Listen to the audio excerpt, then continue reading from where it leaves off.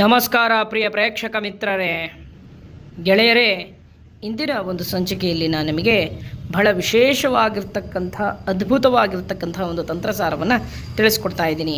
ನಿಮ್ಮ ಜೀವನದಲ್ಲಿ ಸಾಕಷ್ಟು ರೀತಿಯಾದಂಥ ಕಷ್ಟಗಳು ಎದುರಿಸ್ತಾ ಇದ್ದರೆ, ಅಥವಾ ವ್ಯಾಪಾರಕ್ಕೆ ಸಂಬಂಧಪಟ್ಟಿದ್ದಾಗಿರ್ಬೋದು, ಮನೆಯಲ್ಲಿ ಅಶಾಂತಿಯಾಗಿರ್ಬೋದು, ಅಥವಾ ಮೇಲೆ ಕಷ್ಟಗಳು ಬರ್ತಾ ಇದೆಯಪ್ಪ ಅಂತ ಹೇಳಿದ್ರೆ, ಈ ವಿಶೇಷವಾಗಿರ್ತಕ್ಕಂಥ ಒಂದು ಉಪಾಯವನ್ನು ಮಂಗಳವಾರದ ದಿನ ಮತ್ತು ಶುಕ್ರವಾರದ ದಿನ ಮಾಡಿದರೆ ಸಾಕು, ನಿಮ್ಮ ಎಲ್ಲ ಕಂಟಕಗಳು ದೂರವಾಗುತ್ತದೆ.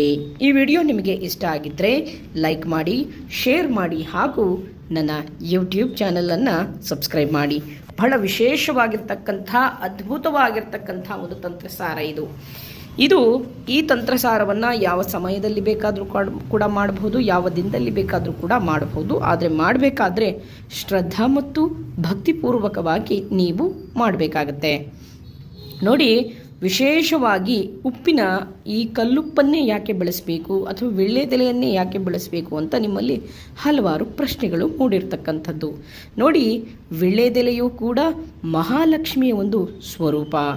ಈ ಕಲ್ಲುಪ್ಪು ಏನಿದೆಯಲ್ಲ, ಇದು ನಿಮ್ಮ ಮನೆಯಲ್ಲಿರ್ತಕ್ಕಂಥ ದಟ್ಟ ದಾರಿದ್ರ್ಯತನ ಅನ್ನೋದು ನಿವಾರಣೆ ಮಾಡುತ್ತೆ, ಹಾಗೂ ಈ ಒಂದು ಸಾಕಷ್ಟು ರೀತಿಯಾದಂಥ ಒಂದು ನೆಗೆಟಿವ್ ಎನರ್ಜಿ ಅನ್ನೋದು ನಿಮ್ಮ ಮನೆಯಿಂದ ದೂರ ಮಾಡುತ್ತದೆ. ಓಕೆನಾ? ಆ ರೀತಿಯಾದಂಥ ಒಂದು ತಂತ್ರ. ನೋಡಿ, ಇದನ್ನು ನಾಲ್ಕು ರೀತಿಯಾದಂಥ ಒಂದು ವೀಳ್ಯದೆಲೆಯನ್ನು ತೆಗೆದುಕೊಳ್ಳಿ. ಓಕೆನಾ? 4 ರೀತಿಯಾದಂಥ ವೀಳ್ಯದೆಲೆಯನ್ನು ತೆಗೆದುಕೊಂಡು ಕಲ್ಲುಪ್ಪನ್ನು ಹಾಕಿ ಎಲ್ಲ 4 ಇದಕ್ಕೂ ಕೂಡ ಅರಿಶಿಣ ಕುಂಕುಮವನ್ನು ಹಾಕಿ ಇದನ್ನು ತಯಾರನ್ನು ಮಾಡ್ಕೊಳ್ಳಿ.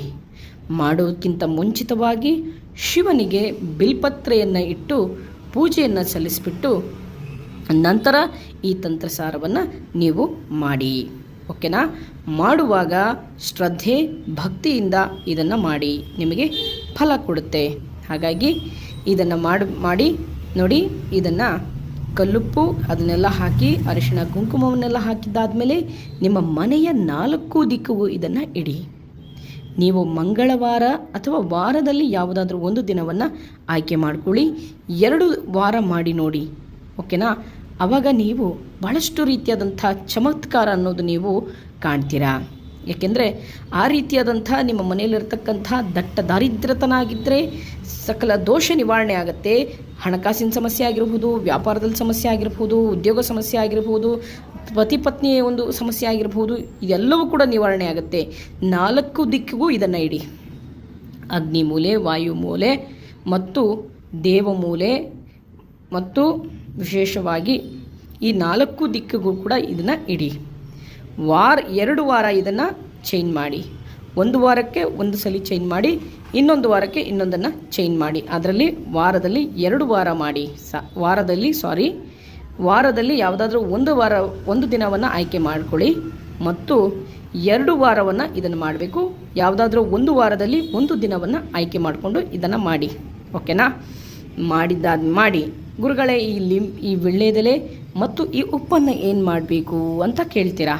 ಈ ಉಪ್ಪು ಮತ್ತು ಇದನ್ನು ನೀವು ವಿಶೇಷವಾಗಿ ಬಹಳಷ್ಟು ಶಕ್ತಿದಾಯಕವಾಗಿರ್ತಕ್ಕಂಥ ಒಂದು ದೈವ ಮರ, ಅರಳಿ ಮರ ಅಥವಾ ಬೇವಿನ ಮರ ಅಥವಾ ತುಳಸಿ ಮರದ ಹತ್ರ ಹೋಗಿ ಇದನ್ನು ಹಾಕಿ ಇದನ್ನು ಹಾಕಬೇಕಾದ್ರೆ ನಿಮ್ಮ ದೇಹದ ಮೇಲಿಂದ 3 ಬಾರಿ ನಿವಾಳಿಸ್ಕೊಂಡು ಆ ಗಿಡದ ಹತ್ರ ಹಾಕಿ. ಓಕೆನಾ? ವಾರದಲ್ಲಿ 1 ಬಾರಿ ಮಾಡಿ. ಈ ರೀತಿಯಲ್ಲಿ 3 ವಾರ ನೀವು ಮಾಡಿ ಇದರ ಚಮತ್ಕಾರ ನೋಡಿ. ನಂತರ ನೀವು ಈ ವಿಡಿಯೋ ನಿಮಗೆ ಇಷ್ಟ ಆಗಿದ್ದರೆ ಓಂ ನಮೋ ನಾರಾಯಣಾಯ ನಮಃ ಅಂತ ಹೇಳಿ, ಓಂ ನಮಃ ಶಿವಾಯ ಅಂತ ಹೇಳಿ ಈ ಒಂದು ವಿಡಿಯೋಗೆ ಲೈಕನ್ನು ಕೊಡಿ ಹಾಗೂ ಶೇರನ್ನು ಮಾಡಿ. ನಿಮ್ಮ ನೆಚ್ಚಿನ ಮಿತ್ರರೊಟ್ಟಿಗೂ ಈ ವಿಡಿಯೋನ ಶೇರ್ ಮಾಡ್ಕೊಳ್ಳಿ. ಒಳ್ಳೆಯದಾಗಲಿ. ಹರಿ ಓಂ.